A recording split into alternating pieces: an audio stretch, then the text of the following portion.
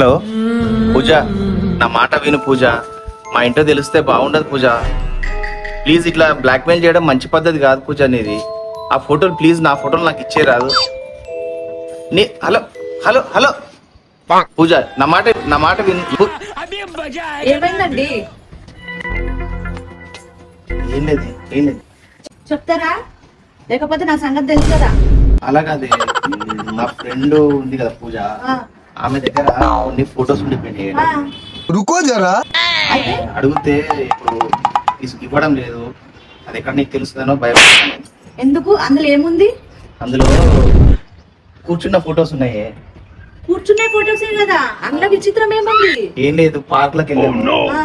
అక్కడెక్కడ జాగా లేదు, నా ఒళ్ళో కూర్చోబెట్టుకున్నాను. అయ్యో, ఆ ఫొటోస్ ఇమ్మంటే ఇస్తలేదా? మంచికి రోజులు లేవండి. అక్కడ జాగా లేదని చెప్పేసి నీ మీద కూర్చోబెట్టినందుకు ఇంత బ్లాక్ మెయిల్ చేస్తుంది చూసారా? అది కూడా కరెక్ట్ కదా సార్. మీరు బాగుపడరండి. మంచితనానికి పోవద్దని చెప్తే వినరు. చెడు గురించి వెంటనే కానీ లైవ్ లో ఇదే చూడటం. ఏం మనుషులో ఏమో అండి మీరు. ఏమన్నా పడైపోండి.